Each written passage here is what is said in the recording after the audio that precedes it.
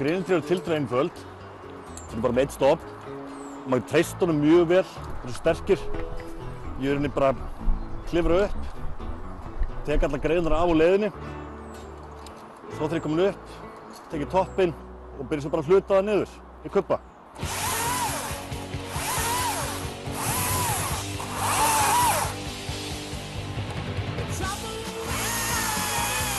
Hann Orri Freyr, starfsmaður Hreinn Garðar, er sennilega eini Íslendingurinn sem ber hið sérstaka starfsheiti arbóristi.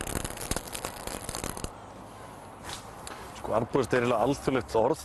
Það er fólk sem vinnur við það að klifra í trjám og þegar ég klifra í trjám er markmiðið tvíþætt.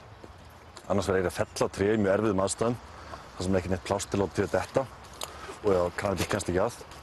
Hitt markmiðið er í sjálfu sér að snyrta tréð.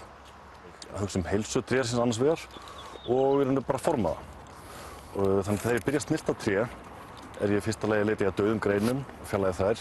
Þannig að ég geti lokað þeim sárum. Svo leita ég að krosslægum greinum sem nudda saman og skapa sár. Og svo er ég líka komið veg fyrir vandamál. Þessi grein sem mun í framtíðinni vaxa utan jaðra og skapa sár. Og svo í lokin er ég þá rauninni kannski pæli í bara formin á trénu og snyrta og gera fallegra. Eru víða aðstæður þannig að það þarf að taka þetta með þessum hætti, að búta það niður lið fyrir lið og ofanfrá? Mjög víða og hérna er kannski gott dæmi í Hólavallakirkjari. Hér er ekkert pláss til að fella og þá er eina leiðin að klifra upp og hluta það niður og jafnvel láta allt síga niður. Það eru kannski verönd eða brothættir viðkvæmu legsteinar. Þessi ösp er að klofna og í rauninni ekki mikla framtíð fyrir sér. Hún er falleg eins og er og við ætlum að reyna að lengja líftímann. Markmiðið er að létta á henni hérna megin. Að taka greinar til að minnka þungan svo hún klofni ekki alveg strax.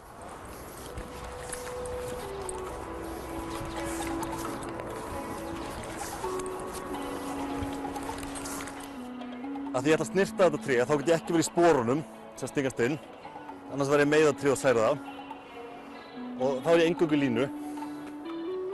Og með því að hafa línuna á hátt uppi get ég farið langt út af greinar. Því allur þungi minn er á línunni. En hvernig verður maður arbóristi? Í mínu tilviki var þetta svolítið röð tilvíðana.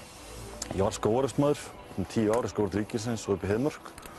Svo var ég að þjálfa franskan strák fyrir kannski 7 árum síðan og hann var með bók arbórisma. Þetta er eitthvað sem ég hafði aldrei heyrt og þannig ég ljósritaði bókina og fékk mér einhverjar klifurlínur og byrjaði að æfa mig út í garði að pröfa. Og svo vatt þetta upp á sig. Ég hitti svo fólk frá Noregi hérna á Íslandi. Þau buðu mér út og ég fór að klifra með þeim þar. Árið seinna hitti ég mann frá Bandaríkjunum og ég fór að vinna þar. Og það misti mér eiginlega alveg loftræðsluna. Þá voru þeir að festa mig í kranabílinn og hífa mig upp í 40 metra upp í trén. Getur náttúrulega aldrei verið að præddur á ævinni. Skógarhögg er náttúrulega mjög hættulegt. Keðjusvinn er einstaklega hættulegt verkfæri. Og öryggisréttur og öryggisbúnaður skiptir gríðarlegu máli. Buxurnar sem ég er í eru keðjursaðbuxur. Það eru þræðir inn í þeim öllum sem stoppa þá keðjuna ef ég byrja að saga í buxurnar og skórnir eins. Klifrið er náttúrulega einstaklega hættulegt. Margt sem getur farið úrskeiðis.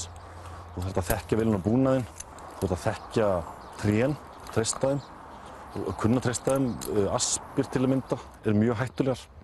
Kennarinn minn út í Danmörku talar að klifra í ösp eins og klifra á keksi. Það er svo stökkar. Einhver tíma fyrir ekki svo löngu hefðu kannski fáir trúað að menn getu haft það að aðalstarfi að klifra í íslenskum trjám. Íslensk tré eru hins vegar ekki lengur bara hríslur. Hér hafa sprottið upp heilu skógarnir á ótrúlega stuttum tíma. Heldur betur. Hæsta tréð á Íslandi er komið yfir 30 metra. Það er ekki lítið. En það er ég svo óbáðslega þakklátur til hugsanir fólki sem plantaði öllum þessum trjám fyrir okkur. Og þau fengum kannski ekki að upplifa þau fyrir fegurð sem þau eru í dag. Og tré náttúrulega gefa okkur svo óbáðslega mikið. Þau bara færa umhverfið okkar, minnka vind, gefa okkur betra loft.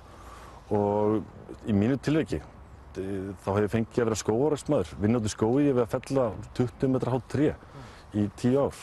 Og núna fæ ég eðlum deginum upp í trjám.